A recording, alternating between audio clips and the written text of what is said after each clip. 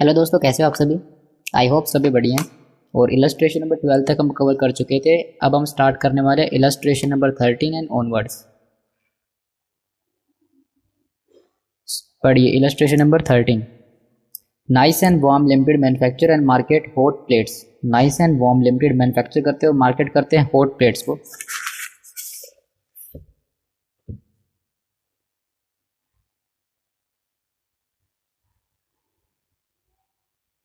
Nice and warm limited manufacture करते हैं और मार्केट करते हैं हॉट प्लेट्स को during the first 5 years of operation. ठीक है, जब उन्होंने अपने ऑपरेशन स्टार्ट किए तो उनके फर्स्ट इनिशियल 5 years में the company had experienced a gradual increase in sales volume.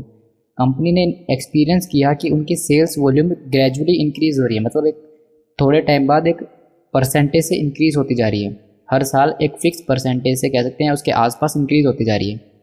And the current annual growth in sale is 5%। हमारी जो सेल्स में जो ग्रोथ हो रही है वो हो रही है 5% से। हमारी जो सेल्स में ग्रोथ हो रही है 5% से। एंड इज एक्सपेक्टेड, और ये एक्सपेक्टेड है to continue in the foreseeable future, और हमें एक्सपेक्टेड है कि हमारी सेल हर साल 5% से इंक्रीज होगी। The plant is now producing at it full capacity. Important point, जो प्लांट है वो प्रोड्यूस कर रहा है फुल कैपेसिटी पे 1 लाख हॉट प्लेट्स। इसका मतलब जो हमारा प्लांट है उसकी maximum capacity 1 lakh hot plates बनाने की है, और अभी प्लांट फुल कैपेसिटी पे चल रहा है और 1 लाख हॉट प्लेट्स बना रहा है। ठीक है, नेक्स्ट देखिए। At the monthly management advisory committee meeting. Okay, एक मंथली मैनेजमेंट एडवाइजरी कमेटी कोई मीटिंग हुई। Amongst other thing the plan of action for the next year was discussed. ठीक है, एक मीटिंग बुलाई गई और नेक्स्ट ईयर का प्लान हमने डिस्कस किया। और नेक्स्ट ईयर हम क्या करने की सोच रहे हैं वो देखो। Managing director proposes 2 alternative. Managing director कह रहे हैं इन दोनों में से कोई एक ऑप्शन लेके चलते हैं। फर्स्ट ये लिखा हुआ है first operation could be continued at full capacity. वो कह रहे हैं कि हमारे जो ऑपरेशंस हैं वो हम कंटिन्यू रखते हैं फुल कैपेसिटी पे and with the existing facilities. और जो हमारे पास अभी मशीन्स अवेलेबल हैं उन मशीन्स को यूज़ करेंगे और हम फुल कैपेसिटी पे ऑपरेशन हमारे चलाते रहेंगे जैसे अभी चल रहा है। An output of 1 lakh hot plates at selling price of 100 rupees per plate. ठीक है, मैनेजिंग डायरेक्टर कह रहा है कि हम या तो ऐसा कर सकते हैं कि जो अभी चल रहा है फुल कैपेसिटी पे जो 1 लाख हम हॉट प्लेट बना पा रहे हैं वही बनाते रहें, 100 रुपये पर प्लेट के अकॉर्डिंग हमारी सेलिंग प्राइस है। कुड बी मेंटेन, वो हम मेंटेन करके चल सकते हैं। सेकेंडली, या फिर हम मैनेजिंग डायरेक्टर बोल रहे हैं या फिर ऐसा कर सकते हैं कि हम प्रोडक्शन एंड सेल्स कुड भी इंक्रीज बाय 5%। हम हमारी प्रोडक्शन को और सेल को 5% से इंक्रीज करेंगे ताकि एडवांटेज ले इसके रेट ऑफ एक्सपेंशन का। क्वेश्चन के स्टार्टिंग में दिया था कि हर साल हमारी सेल 5% से इंक्रीज होती है। तो हमारा जो मैनेजिंग डायरेक्टर है वो कह रहा है कि अभी के लिए जो 1 लाख हम हॉट प्लेट्स बना रहे हैं 1 लाख हॉट प्लेट्स, या तो वही बनाते रहे। ठीक है, या फिर हम फ़ायदा लें इस चीज़ का कि हमारी सेल 5% से इंक्रीज होती है पर ईयर, या फिर हम हमारी सेल्स को इंक्रीज करें 5% से for the product, but this could increase cost. अगर हमने 5% से हमारी प्रोडक्शन और सेल इंक्रीज की तो हमारी कॉस्ट इंक्रीज हो जाएगी। As to achieve the output को अचीव करने के लिए the company will have to resort to weekend and over time working. Company को ओवर टाइम करवाना पड़ेगा और वीकेंड्स में लेट तक काम करना पड़ेगा। ठीक है, अगर कंपनी को ये 5% की सेल या प्रोडक्शन को इंक्रीज करना है तो कंपनी को वीकेंड्स में या ओवर टाइम करवाना पड़ेगा। However a policy of steady growth was preferable to maintaining status quo. लेकिन हाउएवर जो पॉलिसी स्टेडी ग्रोथ की, मतलब जो हमारी नॉर्मली जो ग्रोथ होती है वो पॉलिसी प्रेफरेबल है। इग्नोर करो, बस इतना देखो कि मैनेजिंग डायरेक्टर 2 बात कह रहे हैं। जो अभी 1 लाख यूनिट बेच रहे, हम जो सेल कर रहे हैं बिल्कुल जैसा चल रहा है वैसे चलने देते हैं, या फिर हम हमारी सेल्स में 5% इंक्रीज़ करेंगे जिसकी वजह से हमारी ओवर टाइम वगैरह हमें करवाना पड़ेगा। इन view of the companies competitor having a substantial share of the market. अगर हम कॉम्पिटिटर के बारे में सोचें जिनके पास अच्छा खासा शेयर है मार्केट का, द वर्क डायरेक्टर, अब वर्क डायरेक्टर अपनी बात रखेगा। मैनेजिंग डायरेक्टर ने अपनी बात लिख दी कि या तो जैसा हम चल रहे हैं वैसे चलने दें, या फिर हम 5% से हमारी प्रोडक्शन और सेल को इंक्रीज़ कर दें। अब वर्क डायरेक्टर कह रहा है was one of the view. Okay, work director एक नया ही व्यू लेके आ रहा है। क्या सोच रहा है वो? इट वाज नॉट इनफ, कि इतना जो है इनफ नहीं है for the company to maintain merely the present share of the total market. जितना अभी हमारा मार्केट में शेयर है कंपनी का उतना शेयर इनफ नहीं है, हमें हमारे मार्केट में जो शेयर है हमारा कंपनी का उसे इंक्रीज करना चाहिए। वर्क्स डायरेक्टर सोच रहे हैं a large share of the total market should be obtain, हमें मार्केट का बड़ा शेयर हमारे पास ऑब्टेन करना चाहिए। ठीक है, मान के चलो 100% एक पूरी मार्केट है, उसमें से हमारे पास 10% शेयर है उस मार्केट का और बाकी 90% हमारे कॉम्पिटिटर्स के पास है मार्केट का शेयर। तो हमारा वर्क डायरेक्टर बोल रहा है कि 10% से काम नहीं चलेगा। 10% मैं अजम्पशन ले रहा हूँ, क्वेश्चन में नहीं दिया 10%, मैं अजम्पशन ले रहा हूँ, मैं मान के चल रहा हूँ एक बार कि वर्क डायरेक्टर कह रहा है कि 10% से काम नहीं चलेगा, इसको बढ़ाओ, या तो 20 करो, 30 करो, 50 करो, 60 करो, और का है और छोटे मोटे भी नहीं। वो कह रहा है कि हमें लार्ज शेयर पे पहुंचना है, लार्ज शेयर पे पहुंच रहे हैं, मतलब वर्क डायरेक्टर कुछ ज़्यादा बड़े ख्याल जो क्या बोलते हैं ख्वाब देख रहे हैं। देखिए a large share of total market should be obtain, एक लार्ज शेयर हमें ऑब्टेन करना है। फॉर दैट, उसके लिए the company should increase production by 10%। देखो मैनेजिंग डायरेक्टर तो बोल रहा था जैसे चलता है वैसे चलने दो, या फिर हम 5% की रेट से सेल बढ़ाएंगे। वर्क डायरेक्टर अपने अलग ख्यालों में वो बोल रहा है कि हमें अपना शेयर इंक्रीज करना चाहिए मार्केट में और हमें सेल 10% से बढ़ानी चाहिए। Okay, in order to sell the output of 1,10,000 unit, ताकि 1,10,000 यूनिट हम बेच पाएँ, क्योंकि 1,00,000 यूनिट तो हमारी फुल कैपेसिटी है, जो भी हम जिस कैपेसिटी पे चल रहे हैं। पीछे प्रीवियस पेज पे हमने बिल्कुल देखा था, ये देखो यहाँ पे लिखा हुआ है कि हमारी प्रोडक्शन कैपेसिटी फुल कैपेसिटी पे चल रहे हैं और 1,00,000 यूनिट की हमारी कैपेसिटी है। तो अगर हम 10% उसमें इंक्रीज़ कर देंगे, अगर हम उसमें 10% इंक्रीज़ कर देंगे, अगर हम उसमें 10% इंक्रीज़ करेंगे तो यूनिट हो जाएगी 1,10,000। ओके, और 1,10,000 यूनिट्स को सेल करने के लिए selling price could be reduce to 95 per unit, हमें सेलिंग प्राइस को 95 रुपीज़ पर यूनिट पे लाना पड़ेगा।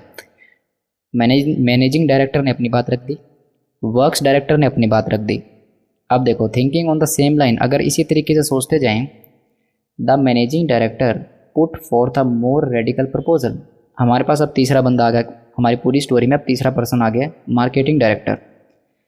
पहले हमारे पास था मैनेजिंग डायरेक्टर, फिर बीच में वर्क डायरेक्टर आया, अपनी बात रख के गया।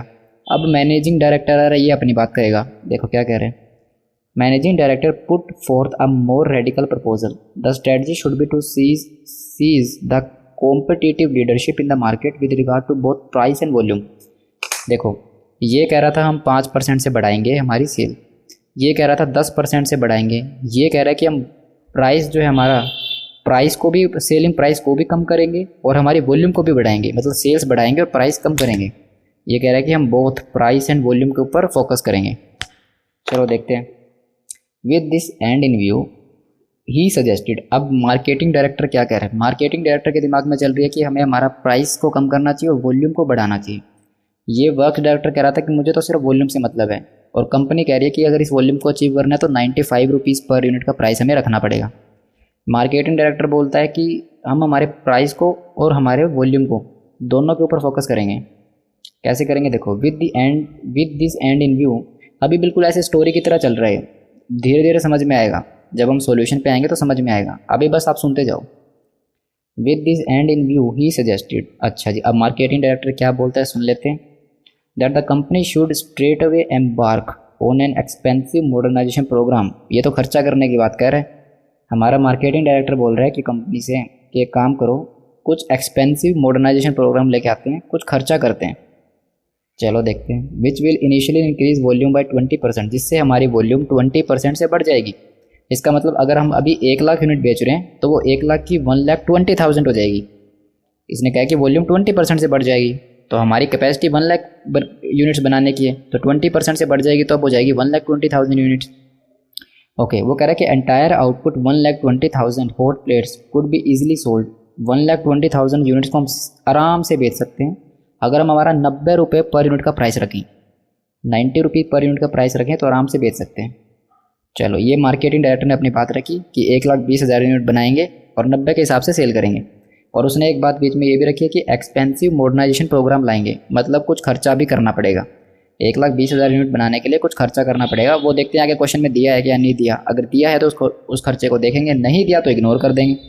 देखते हैं, अब आगे पढ़िए। At this juncture the managing director, कौन सा ये वाला मैनेजिंग डायरेक्टर, हमारा ये managing director, okay, managing director expressed concern about the probable behaviour of the companies competitors.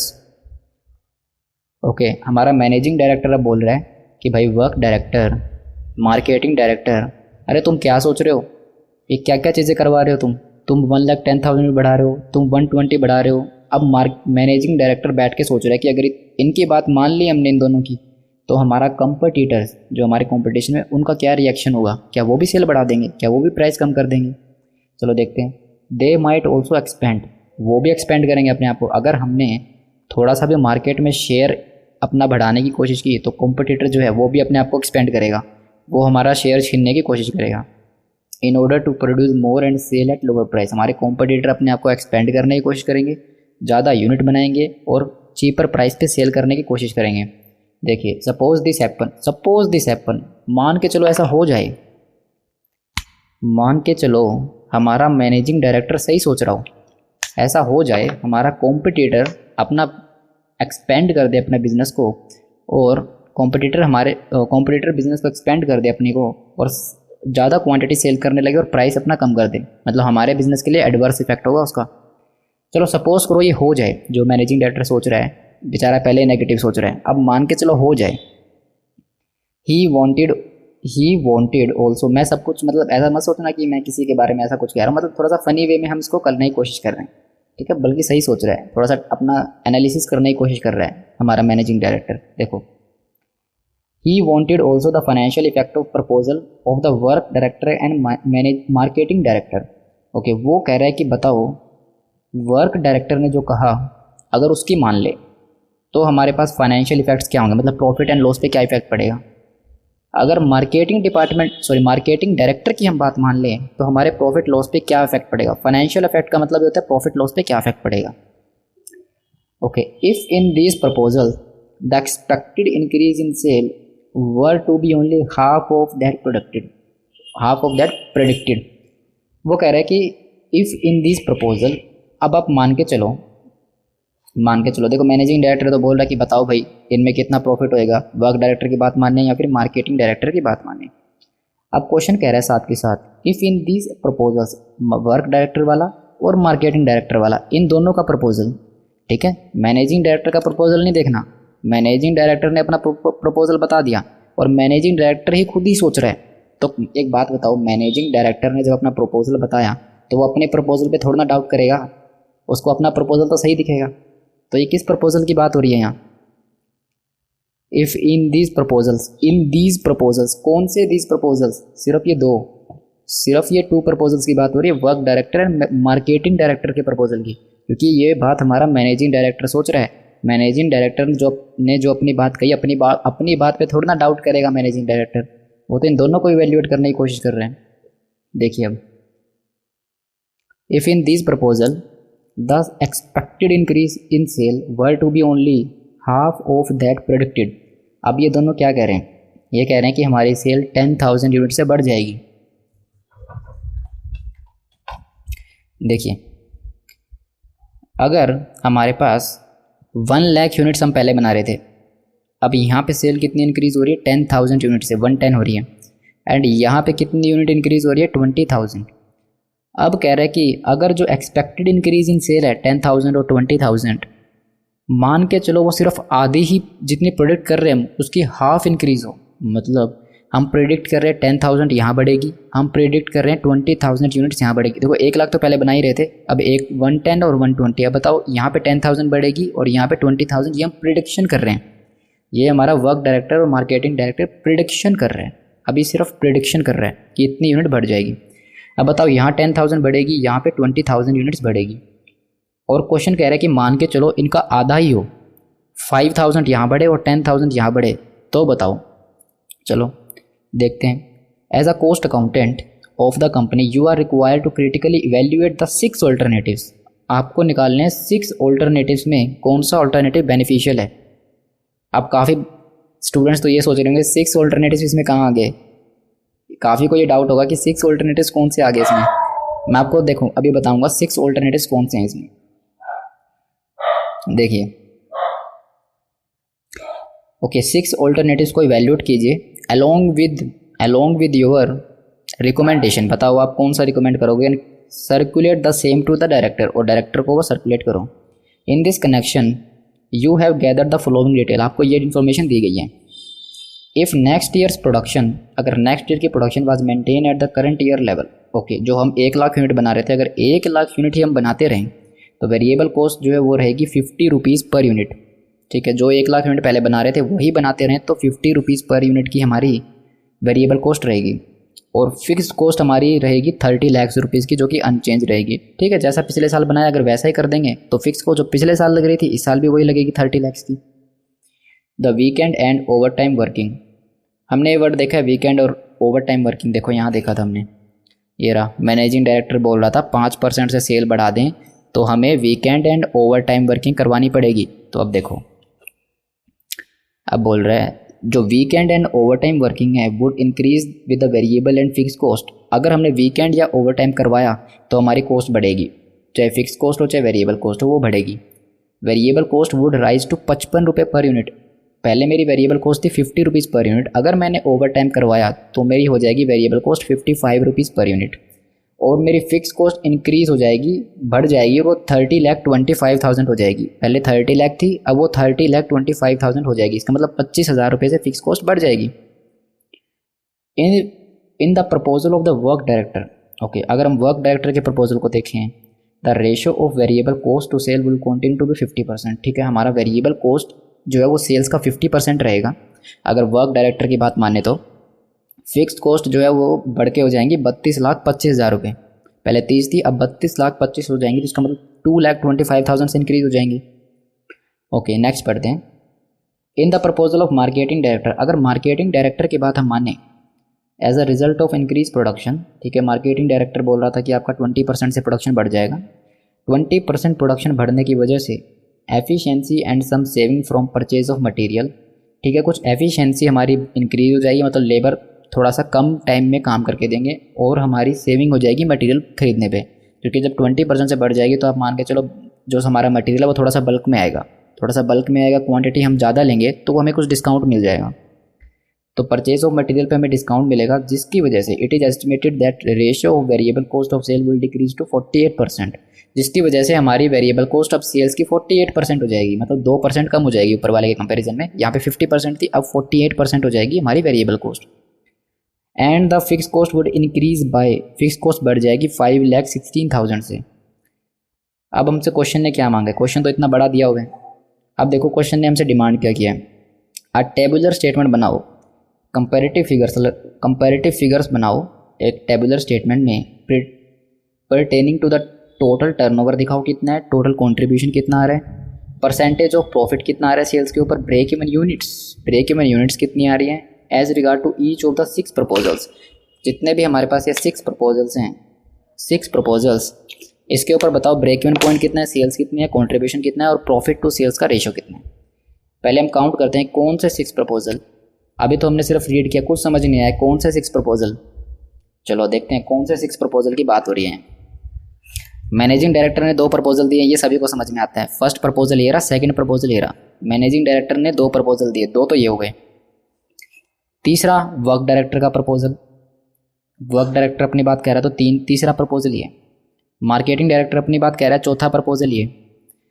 अब मैनेजिंग डायरेक्टर ने एक बात और कही, अगर इन दोनों की जो ये दोनों सोच रहे हैं जितनी यूनिट बढ़ेगी, अगर उसका आधा बढ़े, सिर्फ उसका सोचे हुए का आधा बढ़े, तो बताओ कितना प्रॉफिट होगा। तो इसके ऊपर और इसके ऊपर, तो इसके ऊपर अगर आधी बढ़े तो पाँचवा प्रपोजल लिए, अगर इसके ऊपर हाफ यूनिट बढ़े, और अगर इसके ऊपर हाफ यूनिट बढ़े तो 6th प्रपोजल ये 6 प्रपोजल हैं। देखिए 1 2 तो यहाँ 2 3 4 एंड 2 इनसे निकल के आएंगे 5 एंड 6, क्योंकि इसमें इन दोनों के बारे में कवर है, इन दोनों के बारे में इस पॉइंट में कवर है। तो मतलब 2 प्रपोजल यहाँ से निकलेंगे, एक प्रपोजल ये है, एक प्रपोजल ये है, और 2 प्रपोजल ये, तो टोटल 6 प्रपोजल हमारे पास हो गए।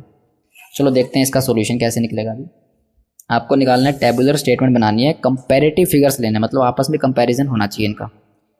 ठीक है, मैनेजिंग डायरेक्टर की 2 बात है, वर्क डायरेक्टर की भी 2 ही बात है, क्योंकि वर्क डायरेक्टर एक तो अपने बारे में अपने हिसाब से सोच रहा है, और एक वर्क डायरेक्टर के लिए मैनेजिंग डायरेक्टर सोच रहा है कि भाई वर्क डायरेक्टर तूने तो चलो 10,000 यूनिट बढ़ा दी, लेकिन 10 के बजाय अगर ये 5,000 ही बढ़ती हैं, 50% ही बढ़ती हैं, इसने कहा कि हाफ अगर बढ़े, सिर्फ हाफ ही बढ़े तो कितना प्रॉफिट आएगा। तो वर्क डायरेक्टर के ऊपर 2, मार्केटिंग डायरेक्टर के ऊपर 2, और मैनेजिंग डायरेक्टर के ऊपर 2 यहाँ पे। चलो देखते हैं, पहले इसकी इनकम स्टेटमेंट बनाएंगे तो समझ में आएगा। देखिए अब इसकी बनाएंगे कंपैरेटिव स्टेटमेंट। ये है हमारे पास इलस्ट्रेशन नंबर 13। Illustration number 13। अब हम बनाएंगे यहाँ पे comparative statement. Point number A, comparative statement. Comparative statement काफ़ी क्वेश्चन काफ़ी लंबा दिया हुआ है, काफ़ी लेंदी है, पर लेकिन इसका सॉल्यूशन काफ़ी इजी है। देखिए पर्टिकुलर्स, आई होप क्वेश्चन सभी को समझ में आ गया कि क्वेश्चन में क्या था। पर्टिकुलर्स में हमारे पास आएंगे, हमारे पास दिए हुए हैं just wait a second, just wait.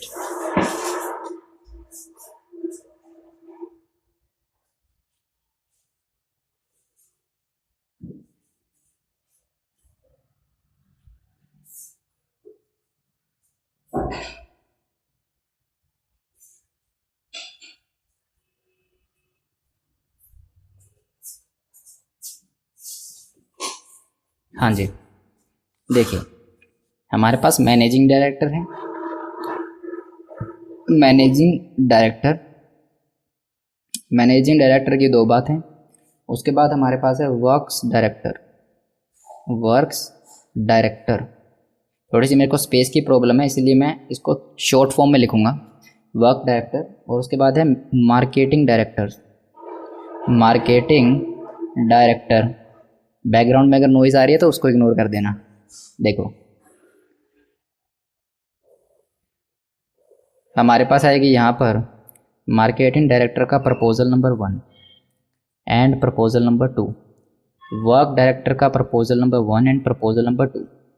देखो अगर मेरे हाथ में होता तो मैं इनको अलग अलग निकालता, मैनेजिंग डायरेक्टर के प्रपोजल अलग, वर्क का अलग स्टेटमेंट बना के एंड मार्केटिंग डायरेक्टर का अलग स्टेटमेंट बना के, क्योंकि क्वेश्चन ने हमसे बोला कि कंपेरेटिव बनाओ। कंपेरेटिव का मतलब क्या होता है कि आसपास देखे सभी, तो इसलिए मुझे ऐसी स्टेटमेंट बनानी पड़ रही है, वरना मैं इनको अलग अलग बनाता, क्योंकि मेरे पास वैसे ही स्पेस की प्रॉब्लम है। और वो जो मैं सेपरेट इनके लिए बनाता तो वो ज़्यादा, उसको जो रिकॉग्निशन करने में ज़्यादा ईजी होती। पर अब क्वेश्चन की ही डिमांड है कि भाई चाहे पेज कम हो चाहे कुछ हो, हमें तो कंपेरेटिव चाहिए, तो अब फिर हमें ऐसे ही बनानी पड़ेगी। देखिए अब तो हमारे पास पहले आएगा यहाँ पे सेल्स, और मैं ये लेता हूँ रुपीज़ इन लैक्स, क्योंकि मेरे पास स्पेस पहले ही कम है, तो मैं इनको लैक्स में ले लेता हूँ रुपीज़ को।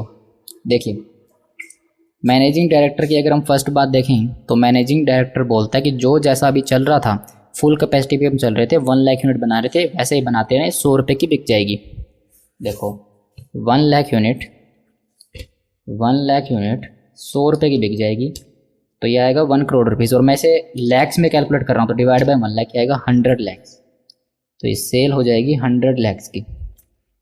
ओके सेकंड देखिए, अब मैनेजिंग डायरेक्टर बोल रहा है, फर्स्ट में तो हमने देख लिया, सेकंड में बोल रहा है कि हमारी सेल 5% से इंक्रीज़ हो जाएगी। हम हमारी सेल को 5% से इंक्रीज़ कर सकते हैं, उसके लिए वीकेंड एंड ओवर टाइम करवाना पड़ेगा।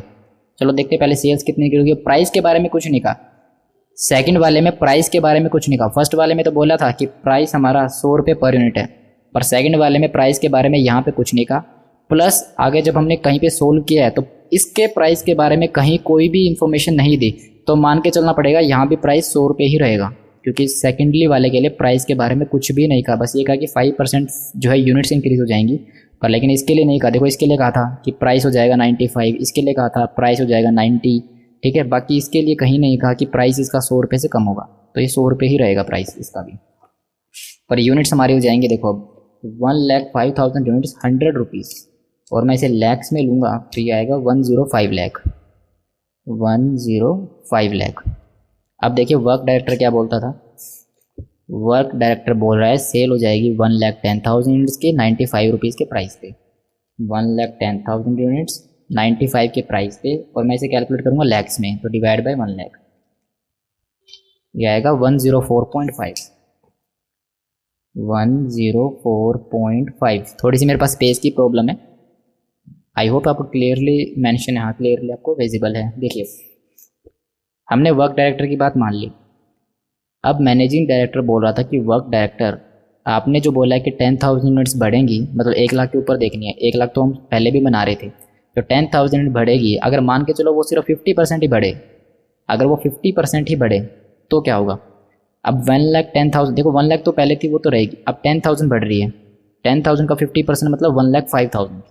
तो अगर 1,05,000 यूनिट्स बढ़े और सेलिंग प्राइस यही रहेगा जो वर्क डायरेक्टर ने सोचा है, वही रहेगा सेलिंग प्राइस 95 इंटू 95 और डिवाइड कर दे से 1 लाख से, तो आएगा 99.75 की सेल, 99.75 लैक्स की सेल। अब आओ मार्केटिंग डायरेक्टर के पास। मार्केटिंग डायरेक्टर बोल रहा था कि अगर हम सेल्स को 1,20,000 यूनिट्स पे ले आएँ, प्राइस हो जाएगा 90 रुपीज़। 1,20,000 इंटू 90 रुपीज़ और डिवाइड कर देते हैं 1 लाख से, क्योंकि हम लैक्स में कैलकुलेट कर रहे हैं, तो 108 लैक्स, तो ये आएगा 108 लैक्स। अब मार्केटिंग डायरेक्टर के सेकंड पॉइंट देखो। अब मार्केटिंग डायरेक्टर, हमारा मैनेजिंग डायरेक्टर बोल रहा था कि भाई मार्केटिंग डायरेक्टर, देखो दोनों के बारे में बोला, वर्क्स एंड मार्केटिंग, कि भाई मार्केटिंग डायरेक्टर आप कह रहे हो कि 1,20,000 यूनिट्स आप 1,20,000 यूनिट्स हमारी बिक जाएंगी, एक्स्ट्रा कितनी बिक रही हैं 20,000, जो 1 लाख से ऊपर बिकेंगी 20,000। अगर वो 20,000 ना बिक के उसका हाफ ही सेल हो, उसका 10,000 यूनिट ही सेल हो, तो बताओ। तो पहले हम कहेंगे पहले 1,20,000 थी, इंक्रीज हो रही है यूनिट्स में 20,000, अगर 20,000 इंक्रीज ना हो के इसका हाफ इंक्रीज हो तो हो जाएगी 1,10,000 यूनिट, और सेलिंग प्राइस रहेगा हमारे पास सेम, कितना था 90 rupees per unit, divide by 1 lakh, 99 rupees, तो सेलिंग प्राइस आएगा 99 रुपीज़। अब देखिए, अब हमारे पास इसमें से लेस करेंगे हम हमारी वेरिएबल कॉस्ट, लेस करेंगे वेरिएबल कॉस्ट। क्वेश्चन में क्या दिया देखो, वेरिएबल कॉस्ट की डिटेल यहाँ दी है। अगर हम नेक्स्ट ईयर जो प्रोडक्शन पहले कर रहे थे करंट ईयर में वही मेंटेन करके चलें तो वेरिएबल कॉस्ट आएगी 50 rupees per unit, 50 rupees per unit, ठीक है। 1 लाख यूनिट्स थी, अगर हम वही मेंटेन करके चलें तो 1 लाख यूनिट्स थी, 50 रुपीज़ पर यूनिट और डिवाइड कर देते हैं 1 लाख से, क्योंकि हम लैक्स में कैलकुलेट कर रहे हैं, तो ये आएगा 50 लैक्स। सेकंड के लिए, अगर हम वीकेंड में ओवर टाइम करवा दें, देखो क्योंकि हमारे पास मैनेजिंग डायरेक्टर ने ये बात कही थी कि अगर हम वीकेंड में ओवर टाइम करवा दें, अगर हमने गलती से ओवर टाइम करवा दिया, गलती से क्या अगर करवाना है तो वो तो उनकी मर्जी है, मतलब अगर मान के चलो उन्होंने ओवर टाइम करवा दिया तो उनकी जो वेरिएबल कॉस्ट है वो 55 रुपये पर यूनिट हो जाएगी। अब देखो, अगर वो 55 रुपीज़ पर यूनिट हो जाएगी, यूनिट्स कितनी होंगी 1,05,000, क्योंकि यहाँ पे 5% से यूनिट्स बढ़ जाएंगी, इंटू 55 रुपये per unit and divide by 1 lakh, ये आएगा 57.75, 57.75। अब आओ हमारे वर्क डायरेक्टर के पास। ये देखो, अगर हम वर्क डायरेक्टर का प्रपोजल मान लें तो वेरिएबल कॉस्ट होगी सेल्स की 50% और फिक्स कॉस्ट इतनी, तो अभी हम वेरिएबल कॉस्ट की बात कर रहे हैं तो वेरिएबल कॉस्ट होगी इसका 50%, यस, कितना दिए, हाँ 104.5 का 50% अगर हम निकालें 52.25, 52.25, ठीक है। और वर्क डायरेक्टर के लिए सभी के लिए हमारे पास यही रहेगी, देखो वर्क डायरेक्टर के लिए सेकंड में भी यही रहेगी कि वर्क डायरेक्टर की अगर हम बात मान ले तो हमारा जो कहाँ गया वो, ये रहा, वर्क डायरेक्टर की अगर हम बात मान ले तो 50% हमारा वेरिएबल कॉस्ट रहेगा सेल्स के कंपैरिजन में। तो यहाँ पे भी वर्क डायरेक्टर 50%, तो ये भी 50% ही आएगा, 99.75 का 50%, 49.875, 49.875, 49.875। थोड़ी सी स्पेस की प्रॉब्लम है पर मैं साथ के साथ बता रहा हूँ, 49.875, ठीक है। इन दोनों के लिए मुझे अलग से दी थी कि वेरिएबल कॉस्ट कितनी आएगी, और इसके लिए मुझे कंबाइन दी है, वर्क डायरेक्टर के लिए कंबाइन दिया कि दोनों केस में 50-50% रहेगी, तो इसके लिए भी शायद कंबाइन ही दी हुई है कि दोनों के लिए सेम रहने वाली है। देखो क्वेश्चन में दिया, अगर मार्केटिंग डायरेक्टर की बात हमने मान ली तो हमारी जो वेरिएबल कॉस्ट है वो 48% आएगी सेल्स का, तो 108 का 48%, यस 48%, ये आएगा 51.84, 51.84, एंड यहाँ पर 99 का 48% अगर कैलकुलेट करें, 48%, 47.52, 47.52, 47.52। अब एक्चुअली मेरे पास स्पेस की प्रॉब्लम है, तो इसीलिए थोड़ा सा आपको जो है मैनेज करना पड़ेगा। मैं साथ के साथ रिपीट भी कर रहा हूँ, 47.52। अब ये हमारे पास आएगी कंट्रीब्यूशन।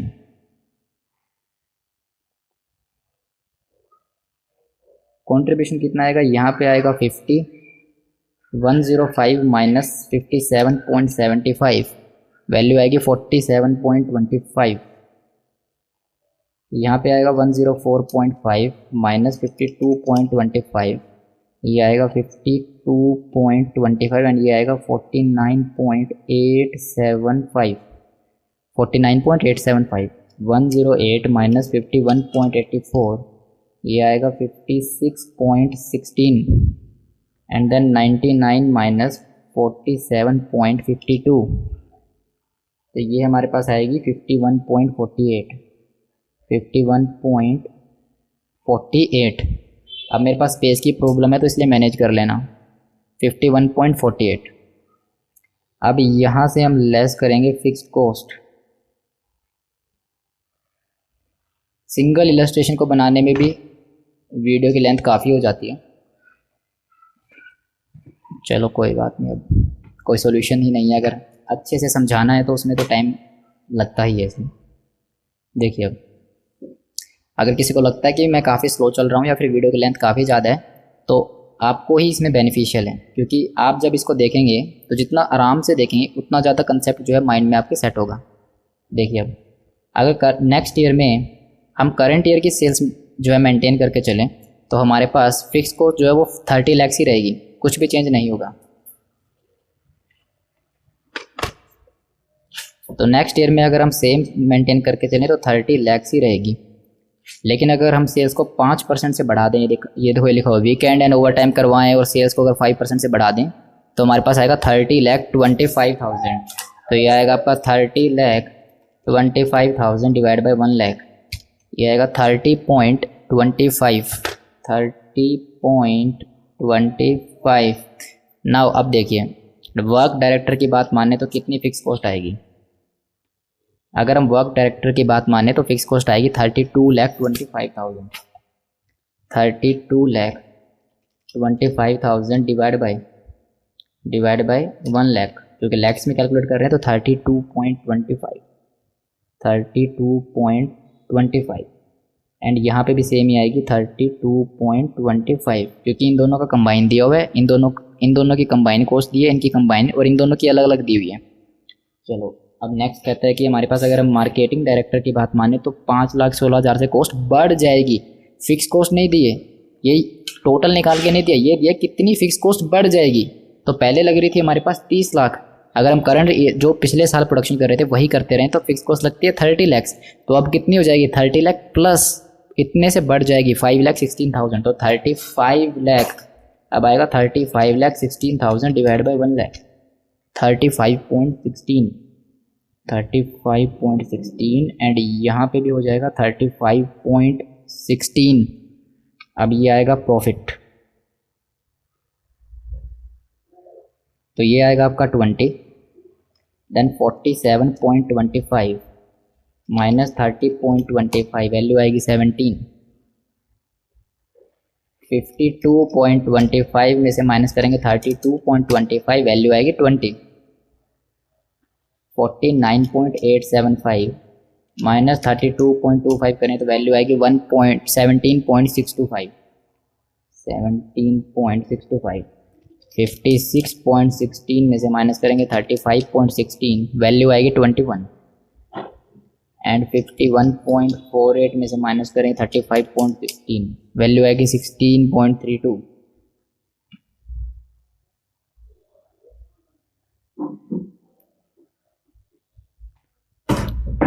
ये हमारे पास आएगा टोटल प्रॉफिट। अब हमें निकालना है यहाँ पे, हमें निकालना है परसेंटेज। हमें क्या क्या पूछा था क्वेश्चन में, टर्नओवर निकाल के बताओ। Turnover contribution percentage of profit on sale. Turnover हमने निकाल दिया, सेल्स। कंट्रीब्यूशन हमने निकाल दिया, कंट्रीब्यूशन। उसके बाद हमें दिया है percentage of profit to sales.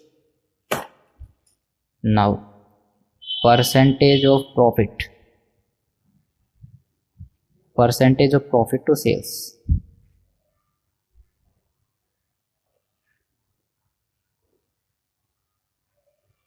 ये हम कैसे निकालेंगे? Profit divide by sales. Profit आया 20 डिवाइड बाय सेल्स तो ये आएगा 20%. Then 17 divide by 105 multiply by 100 ये आएगा 16.19%. And 20 divide by 104.5 into 100 value आएगी 19.14%. 19.14%. देन 17.625 डिवाइड बाई 99.75 ये आएगा 17.67%. 17.67%. Then 21 divided by 108 multiply by 100 19.44%. 19.44%. Then आएगा 16.32. ये 16.32 है. 16.32 divided by 99 multiply by 100 value आएगी 16.48%. 16.48%. ठीक है, थोड़ी सी स्पेस की प्रॉब्लम है, मैं बाद में जूम आउट भी कर दूंगा इसको. देखना अब हमारे पास क्या दिया था, percentage of profit to sales आ गया. ब्रेक इवन यूनिट्स निकालने हैं. ब्रेक इवन यूनिट्स, तो हमारे पास ब्रेक इवन यूनिट्स का फॉर्मूला क्या होता है?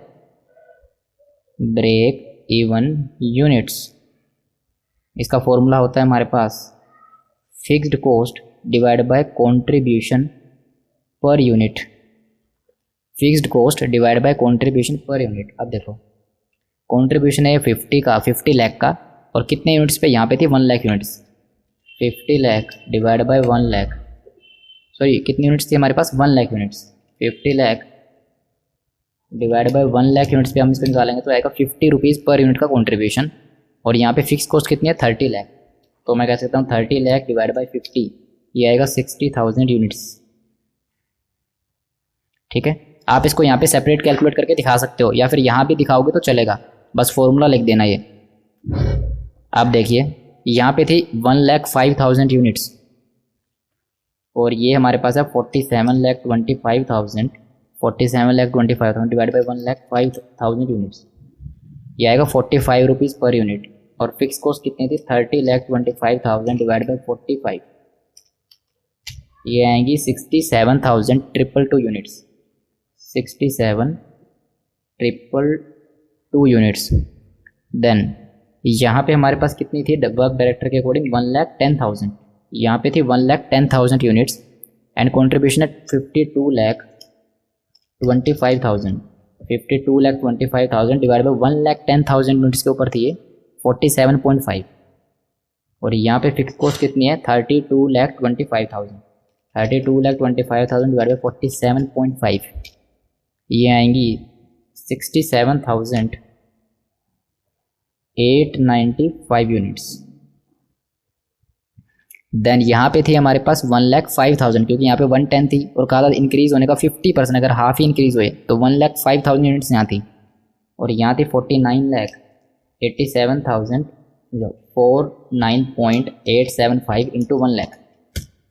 49,87,500 डिवाइड बाई 1,05,000 यूनिट्स पे 47.5. 32,25,000 डिवाइड बाई 47.5 वैल्यू आएगी 67,895 यूनिट्स. देन यहाँ पे था 56,16,000 एंड यूनिट्स थी यहाँ पे 1,20,000 की, क्योंकि मार्केटिंग डायरेक्टर है तो 1,20,000. तो ये आएगा 46.8. और फिक्स कॉस्ट कितनी है? 35,16,000 डिवाइड बाई में 46.8 ये आएगा 75,128 यूनिट्स. देन यहाँ पे हमारे पास आएगी, वेट अ सेकंड, कितनी थी? 51,48,000 डिवाइड बाई 1,10,000 यूनिट्स पे, क्योंकि 120 यहाँ थी, उसका 50% अगर इंक्रीज़ हो, जितनी 1 लाख से ऊपर हो रही तो 110 हो जाएगा यहाँ. तो 110 पे आएगा 46.8. 35,60,000 डिवाइड बाई 46.8 ये भी सेम यूनिट्स आएंगी 75,128। ये हमारे आएंगे ब्रेक इवन की यूनिट्स। देखते हैं क्वेश्चन में यही है ना हमारा सॉल्यूशन। ये देखिए, मैं इसको थोड़ा सा जूम कर देता हूँ, आपको अच्छे से क्लियरली मेंशन हो जाएगा। देखिए ब्रेक इवन यूनिट यहाँ आई है 60,000,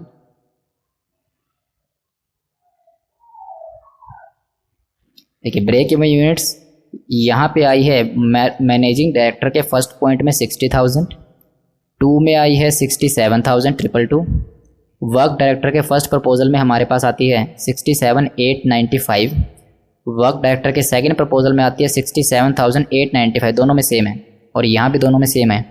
ये देखिए वर्क मैनेजिंग डायरेक्टर के फर्स्ट नंबर पॉइंट में 75,128 एंड मार्केटिंग डिपार्टमेंट के सेकंड पॉइंट में भी 75,128। और ये कोर्स देखनी है तो आप ये देख सकते हैं, थोड़ी सी स्पेस की प्रॉब्लम थी, इस वजह से ये सब कुछ इतना जो है इसलिए क्लियर आपको मेंशन नहीं होगा। वेट से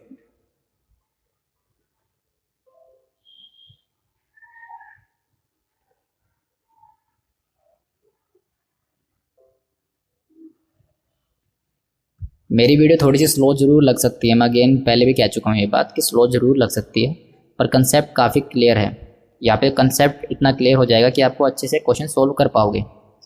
47.52, 51.48, 35.16, 16.32, 16.48, 75,128,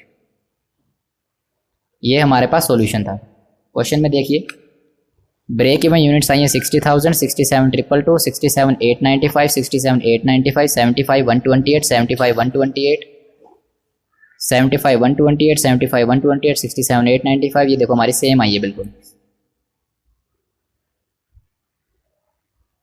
अब देखिए इसका पार्ट नंबर बी, क्वेश्चन का पार्ट नंबर बी, कमेंट करो रिलेटिव रिस्क इन्वॉल्व, कमेंट करो हर ऑप्शन में रिस्क कितना है। आपको बेसिकली देखना है कि कौन सा ऑप्शन आपके लिए बेनिफिशियल है। प्रॉफिट किस में सबसे ज़्यादा हो रहा है, 20, 21, 16, 17, 20 एंड 17। अब देखो प्रॉफिट टू सेल्स का रेशो कितना है, 20%, यहाँ पे सबसे ज़्यादा प्रॉफिट है, ये देखो 20%। हमें चेक करना है और यहाँ पे ब्रेक इवन की यूनिट्स भी सबसे कम है। ये देखो हमारे पास मैनेजिंग डायरेक्टर के प्रपोजल नंबर 1 में प्रॉफिट जो है प्रॉफिट टू सेल्स सबसे ज़्यादा है। हमें ये नहीं देखना, हमें ये देखना सेल्स के कंपैरिजन में कितना प्रॉफिट है। ये देखिए सबसे ज़्यादा प्रॉफिट है यहाँ पे, और ब्रेक इवन पॉइंट की सबसे कम यूनिट्स है यहाँ पे, मतलब यहाँ पे हम जल्दी ब्रेक इवन पे पहुँच जाएंगे। तो मैं कहूँगा पॉइंट नंबर बी का मैनेजिंग डायरेक्टर्स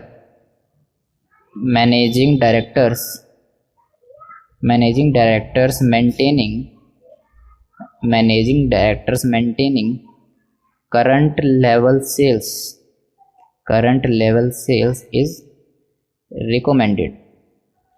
ठीक है, मैनेजिंग डायरेक्टर की जो था मेंटेनिंग करंट लेवल सेल वो ही रिकमेंडेड है, because it gives more percentage of profit to sales,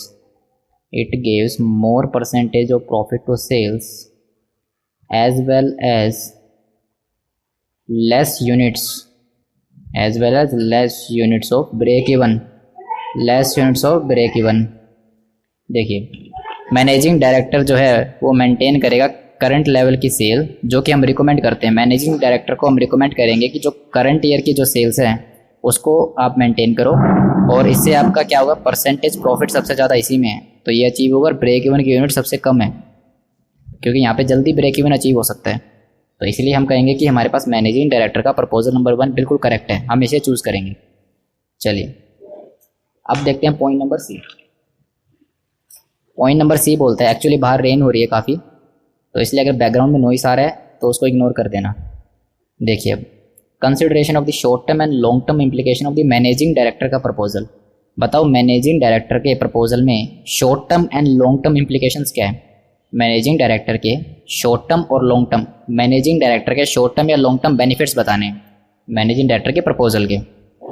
managing director के दो प्रपोजल थे। पहला प्रपोजल बता रहा था कि जो यूनिट मेंटेन करेंगे वो मेंटेन करेंगे, और प्रपोजल 2 था ओवर टाइम करवाएंगे। देखो देखो हमारे पास मैनेजिंग डायरेक्टर का प्रपोजल नंबर 1 हम रिकमेंड करते हैं प्रपोजल नंबर 1 को, क्योंकि इसमें सबसे ज़्यादा प्रॉफिट है। अब देखो क्वेश्चन ने पूछा लॉन्ग टर्म और शॉर्ट टर्म के लिए बताओ।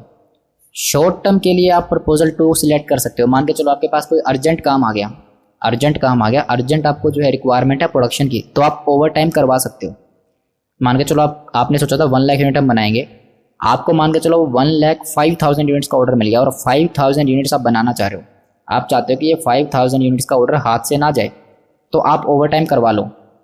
मतलब शॉर्ट टर्म के लिए ओवर टाइम वाला आप ऑप्शन पे जा सकते हो मैनेजिंग डायरेक्टर के। अगर हमें शॉर्ट टर्म पे चाहिए, सिर्फ शॉर्ट टर्म बेनिफिट, तो हम ऑप्शन 2 को सिलेक्ट कर सकते हैं कि सिर्फ कुछ टाइम के लिए ओवर टाइम करना है, तो ये चल जाएगा। पर लेकिन लॉन्ग टर्म के लिए ये ऑप्शन सजेस्टेड नहीं है। लॉन्ग टर्म के लिए ये वाला सजेस्टेड है। लॉन्ग टर्म में यही हमें बेनिफिट देगा, क्योंकि अगर लॉन्ग टर्म तक हम जो है ये लॉस को बियर करते रहे, देखो यहाँ पे 20% का और यहाँ पे 16%, कितना कम हो रहा है प्रॉफिट टू सेल्स। अगर लॉन्ग टर्म तक ऐसे चलता रहा तो बिजनेस को लॉस होगा। तो इस वजह से शॉर्ट टर्म में तो आप ये ऑप्शन सिलेक्ट कर सकते हो ओवर टाइम का, पर लॉन्ग टर्म में आप ओवर टाइम सिलेक्ट मत करना। लॉन्ग टर्म में जो प्रपोजल मैनेजिंग डायरेक्टर का नंबर 1 है, करंट ईयर की सेल्स मेंटेन करेंगे, वो सिलेक्ट करना, क्योंकि इसमें ब्रेक इवन भी कम है और प्रॉफिट भी ज़्यादा है। अब देखिए ये था हमारे पास पॉइंट नंबर सी कि बताओ लॉन्ग टर्म के अकॉर्डिंग और शॉर्ट टर्म के अकॉर्डिंग मैनेजर डायरेक्टर की इंप्लीकेशन। तो शॉर्ट टर्म के लिए हम ओवर टाइम वाला ऑप्शन सिलेक्ट कर सकते हैं। अगर हमें ओवर टाइम करवाना है तो हम शॉर्ट टर्म वाले में ओवर टाइम सिलेक्ट कर सकते हैं। शॉर्ट टर्म के लिए ओवर टाइम करवा सकते हैं, पर लॉन्ग टर्म के लिए ओवर टाइम वाला ऑप्शनल बेनिफिशियल नहीं है, क्योंकि लॉन्ग टर्म में अगर 16.19% का प्रॉफिट होता रहा तो ये देखो 20% से काफ़ी कम हो रहा है, 4%, अराउंड 4% कम प्रॉफिट हम अर्न कर रहे हैं, और ब्रेक इवन भी ज़्यादा है 67,000 यूनिट्स पे। तो लॉन्ग टर्म के लिए ऑप्शन 2 बेनिफिशियल नहीं है। शॉर्ट टर्म के लिए आप ऑप्शन 2 को सिलेक्ट कर सकते हो। शॉर्ट टर्म पे आप करवा सकते हो ओवर टाइम, लॉन्ग टर्म पे ओवर टाइम ऑप्शन को सिलेक्ट मत करना, क्योंकि लॉन्ग टर्म के लिए ये वाला ऑप्शन बेनिफिशियल है। चलो अब देखो point number C, comment on the price elasticity of demand for companies. Comment on the price elasticity of demand for the companies product and your suggestion on the pricing policy and cost structure. Actually इसमें ये पूरा theoretical portion है, point number D. और point number D में अभी मुझे इतनी clarity नहीं है, जितना मुझे पता है मैं एक्सप्लेन कर रहा हूँ, बाकी मुझे इतनी क्लैरिटी नहीं है इसके बारे में। पहले मैं भी इसी के बारे में रिसर्च कर रहा हूँ पॉइंट डी के ऊपर। प्राइस इलास्टिसिटी ऑफ डिमांड का मतलब क्या होता है? प्राइस इलास्टिसिटी ऑफ डिमांड का मतलब है कि हमारा जो डिमांड है वो प्राइस को लेके कितना सेंसिटिव है। मतलब अगर हम 1 रुपया प्राइस का बढ़ाएंगे तो क्या पता 10 यूनिट सेल कम हो जाए, क्या पता 1 रुपया घटाएंगे और 10 यूनिट सेल बढ़ जाए, तो उसे हम बोलते हैं प्राइस इलास्टिसिटी ऑफ डिमांड। अब जितना मेरे को समझ में आ रहा है, प्राइस इलास्टिसिटी ऑफ डिमांड में देखो हमारा वर्क डायरेक्टर बोलता है कि हम हमारे प्राइस को 95 पे लेके आएंगे, मार्केटिंग डायरेक्टर बोलता है प्राइस को लेके आएंगे 90 रुपीज़ पर यूनिट पे। अब मेरे को एक बात बताओ, हर साल हम 5% की सेल बढ़ा सकते हैं। मतलब हर साल, देखो क्वेश्चन ने बताया भी है कि हमारी सेल हर साल 5% से बढ़ती है। हम 5% की ग्रोथ है हमारे बिजनेस में। अगर हम 5% की नॉर्मल ग्रोथ भी लेके चलें, अगर 5% की नॉर्मल ग्रोथ भी लेके चलें, तो हम एक ना एक दिन आराम से 1,10,000, देखो बल्कि 2 साल में ही 1,10,000 यूनिट्स पे पहुंच जाएंगे। अगर मैं 5% का ग्रोथ भी लेके चलूँ हर साल का, तो भी मान के चलो 5,000 यूनिट्स पर ईयर इंक्रीज होंगी, तो हर साल, तो 2 साल में 1,10,000 यूनिट पे पहुंच जाऊंगा मैं। तो मेरे को प्राइस रिडक्शन करने का फ़ायदा क्या है? अगर मैंने एक बार 95 रुपये का प्राइस कर दिया तो दोबारा से 100 रुपये करना आसान नहीं होगा, क्योंकि एक बार अगर प्राइस 95 पे आ गया तो कस्टमर दोबारा से 100 पे बाय करने के लिए रेडी नहीं होगा। तो इसीलिए प्राइस इलास्टिसिटी ऑफ डिमांड पे हमारा कमेंट ये रहेगा कि जो हमारे मार्केटिंग डायरेक्टर और वर्क डायरेक्टर हैं, इन्होंने प्राइस इलास्टिसिटी ऑफ डिमांड को अच्छे से स्टडी नहीं किया। जब हमारे जो यूनिट्स हैं वो इंक्रीज़ हो जाएंगे ग्रेजुअली ग्रोथ के साथ साथ, तो प्राइस को रिडक्शन करने का कोई फ़ायदा नहीं है, क्योंकि एक बार प्राइस कम हो गया तो दोबारा से बढ़ाना पॉसिबल नहीं होगा। जितना मेरे को समझ में आ रहा है इतना है, बाकी आप अपने जहाँ से आपने क्लास ली है, जिसके पास आप स्टडी कर रहे हैं, उनसे कंफर्म कर लेना। मेरे को अभी तक इसमें सिर्फ इतना ही समझ में आया, और मेरे को भी अभी कन्फ्यूज़न है इस पॉइंट नंबर डी में कि पूरी तरीके से क्या कहना चाह रहा है, क्या क्लैरिटी इसके अंदर है, वो मुझे अभी थोड़ा सा उसमें डाउट है। तो इस वजह से मैंने पॉइंट डी को अभी मार्क किया हुआ है, पर जितना मैंने बताया है अगर उतना भी लिखोगे तो आपका आंसर करेक्ट होगा कि हमारा प्राइस एक बार हमने घटा दिया तो बढ़ाना काफ़ी मुश्किल हो जाएगा, और इन्होंने वर्क डायरेक्टर और मार्केटिंग डायरेक्टर ने प्राइस को घटा दिया, 95 और 90 पे ले आए, 95 और 90 पे ले आए। तो इन्होंने प्राइस इलास्टिसिटी ऑफ डिमांड को अच्छे से स्टडी नहीं किया। चलो देखते हैं बाकी। जैसे मेरे को इसका अच्छा सा आपको कहते हैं ना कि सोल्यूशन मिलेगा जो कि अच्छे से एक्सप्लेन कर पाएंगे, तो मैं आपको वीडियो के थ्रू बताऊंगा। अब देखिए, comment on financial implication of expansion scheme. देखिए, एक्सपेंशन स्कीम के ऊपर कमेंट करना है। अगर मैं 1 लाख से 1,10,000 यूनिट बनाऊंगा, या फिर 1 लाख से 1,20,000 यूनिट बनाऊंगा, या फिर 1 लाख से 1,05,000 यूनिट बनाऊंगा कि 5% की ग्रोथ है, तो मुझे अपने बिजनेस को एक्सपेंड करना पड़ेगा। मुझे नई मशीनरी, देखो मेरी बात ध्यान से सुनो। क्वेश्चन ने क्या कहा था कि हमारी फुल कैपेसिटी 1 लाख यूनिट की, मतलब 1 लाख यूनिट से ज़्यादा हम बना नहीं सकते, फुल कैपेसिटी है, 1 लाख से ज़्यादा नहीं बना सकते। तो अगर 1 लाख से ज़्यादा बनानी है, 1,10,000 यूनिट बनानी है, 1,10,000 बनानी है, या फिर 1,20,000 यूनिट बनानी है, तो मुझे एडिशनल मशीनरी लानी पड़ेगी, बिजनेस में एडिशनल वर्कर्स लाने पड़ेंगे, बिजनेस को एक्सपेंड करना पड़ेगा। तो क्वेश्चन कह रहा है कि बताओ उस एक्सपेंशन का फाइनेंशियल इंप्लीकेशन क्या होगा, प्रॉफिट एंड लॉस पे क्या इफेक्ट होगा उस एक्सपेंशन का। तो यहाँ पे आप ये लिखोगे, देखो बिजनेस एक्सपेंड करना है, बिजनेस एक्सपेंड करने के लिए मशीनरी लाने के लिए आपको चाहिए पैसा। अब आपके फाइनेंशियल इंप्लीकेशन क्या होंगे, जितना सस्ता आप पैसा उठा के लाओगे उतना प्रॉफिट आपका कम गिरेगा। क्योंकि देखो, आप अगर आपको पैसा चाहिए, या तो आप इक्विटी इशू करोगे, या फिर डिबेंचर से पैसा लोगे, या फिर लोन लोगे। अब इन तीनों में से जो सस्ता पड़ता है आपको, आपने पढ़ा है इंटरमीडिएट में फाइनेंशियल मैनेजमेंट में कॉस्ट ऑफ कैपिटल। अब जिसकी कॉस्ट ऑफ कैपिटल कम पड़ेगी, अगर आप वो वाला चूज करके लाओगे, वहां से पैसा लेके आओगे, तो आपका प्रॉफिट थोड़ा सा कम गिरेगा, क्योंकि उस पर आपको इंटरेस्ट वगैरह भी देना पड़ सकता है, तो प्रॉफिट कम गिरेगा। पर अगर आपने महंगा सोर्स चूज कर लिया, मान के चलो इक्विटी सस्ता पड़ा, मान के चलो एक बार, इक्विटी सबसे महंगा होता है वैसे, इक्विटी सस्ता पड़ रहा है, आपको दिख रहा है इक्विटी सस्ता है और डिबेंचर महंगा पड़ रहा है, आपको दिख रहा है। एग्जाम्पल है सिर्फ कि इक्विटी सस्ता है और डिबेंचर महंगा है। अगर आप इक्विटी लेके आओगे तो आप सस्ता लेके आए फंड, तो आपका प्रॉफिट थोड़ा सा कम गिरेगा, क्योंकि डिविडेंड देना पड़ता है। और अगर आप मान के चलो डिबेंचर लेके आए और आपको पता है कि डिबेंचर आपका नहीं, ऐसे समझ में नहीं आएगा आपको, थोड़ा सा और अच्छा एग्जाम्पल बनाना पड़ेगा। कोई देखिए, आप लोन को कंपेयर करें, उससे समझ में आएगा। एक लोन मिल रहा है 6% पे, एक लोन आपको मिल रहा है 6% पे, और एक लोन आपको मिल रहा है 12% पे। आप खुद सोचो, अगर आप 6% वाला लोन लाओगे तो सस्ता पड़ेगा, मतलब तो आपके लिए फ़ायदा है, या 12% वाला लोन लाओगे तो फ़ायदा है। सारे कहेंगे ऑब्वियसली 6% का लोन लाऊंगा वो सस्ता पड़ेगा, 12% का अगर मैं लोन लेके आया तो वो तो काफ़ी महंगा पड़ेगा मेरे को। तो वही तो कह रहे हैं कि जितना सस्ता आपका फंड्स होगा, जहाँ से पैसा आएगा, जितना सस्ता होगा उतना प्रॉफिट कम गिरेगा, जितना आप महंगा लेके आओगे उतना प्रॉफिट ज़्यादा गिरेगा आपका। तो फाइनेंशियल इंप्लीकेशन क्या होगा एक्सपेंशन स्कीम पे, ये डिपेंड करता है आप फंड्स कहाँ से ला रहे हो। अपने बिजनेस को बढ़ाने के लिए, नई मशीन लाने के लिए आप पैसा कहाँ से ला रहे हो। अगर पैसा आपको थोड़ा सस्ता मिल रहा है, कम इंटरेस्ट पे मिल रहा है, तो प्रॉफिट पे इतना ज़्यादा इफेक्ट नहीं पड़ेगा, क्योंकि इंटरेस्ट आप थोड़ा दोगे। लेकिन आप फंड्स जो चाहिए एक्सपेंशन के लिए वो आप महंगा लेके आ रहे हो, ज़्यादा इंटरेस्ट देना पड़ रहा है, तो आपका प्रॉफिट गिरेगा। फिर ये कहना चाह रहा है कि एक्सपेंशन स्कीम के बारे में बताओ, फाइनेंशियल इंप्लीकेशन क्या होगा। तो अब डिपेंड करता है फंड्स के ऊपर, जितना फंड सस्ता होगा उतना प्रॉफिट कम गिरेगा और कम इफेक्ट होगा प्रॉफिट। जितना ज़्यादा आप महंगा फंड लाओगे उतना आपका महंगा पड़ेगा और उतना आपका प्रॉफिट गिरेगा। ठीक है, अब इस पॉइंट में, ई पॉइंट में आपको एग्जाम में लिखना है कि हमारे फाइनेंशियल इंप्लीकेशन क्या होंगे। That our financial implication of this expansion scheme is totally depend upon the cost of capital of the funds. जो हम फंड्स लेके आएंगे उसके कॉस्ट ऑफ कैपिटल पे डिपेंड करेगा। अगर ज़्यादा महंगा फंड लेके आएंगे तो प्रॉफिट गिरेगा, और अगर सस्ता फंड्स जिसके ऊपर कम ब्याज देना पड़ रहा है वो लेके आएंगे तो प्रॉफिट पे इतना ज़्यादा इफेक्ट नहीं होगा। ये बात आपको लिखनी है। देखिए क्वेश्चन में लिखा भी है, if the company desire to expand the production, अगर प्रोडक्शन को एक्सपेंड करे, it is necessary to find out the source of financing. उसको फाइंड आउट करना पड़ेगा पैसा आने के लिए सोर्स क्या क्या है, कहाँ से पैसा ला सकता है। Of expansion scheme by relative profitability of different fund, कहाँ से पैसा आ सकता है, उन सारे जहाँ सोर्स से पैसा आ सकता है उन सभी को एनालिसिस करेगा, किसमें जो है उसे कम पैसा देना पड़ेगा, मतलब कम कॉस्ट जिसमें लगेगी। ठीक है, चलो इलस्ट्रेशन नंबर 14 हम कवर करेंगे हमारे नेक्स्ट वीडियो में, क्योंकि वीडियो ऑलरेडी काफ़ी लेंथी हो चुकी है। और ये बात तो मैंने नोट किया कि स्ट्रेटजी कॉस्ट मैनेजमेंट के पर वीडियो में नियर बाय 30 से 1 आवर के बीच में टाइम लगता है। ठीक है, हमें इसको अब सॉरी, अब हम कवर करेंगे इलस्ट्रेशन नंबर 14 एंड ऑनवर्ड्स, और अब हम ट्राई करेंगे थोड़ा सा फास्ट चलने की। अब जो क्वेश्चन थे मेन वो जा चुके हैं, अब थोड़े से इजी क्वेश्चन आ रहे हैं और थोड़ा सा कंसेप्ट अच्छा आएगा इनमें। ठीक है, चलो वो हम नेक्स्ट वीडियो में कवर करेंगे। और वीडियो को लाइक कर देना, और अभी तक अगर शेयर नहीं किया तो प्लीज़ शेयर कर देना, और सब्सक्राइब नहीं किया तो सब्सक्राइब चैनल को जरूर कर लेना। CMA के सारे स्टडी मटेरियल के मैं इलस्ट्रेशन वगैरह सोल्व करने वाला हूँ। ठीक है, चलो bye and God bless you.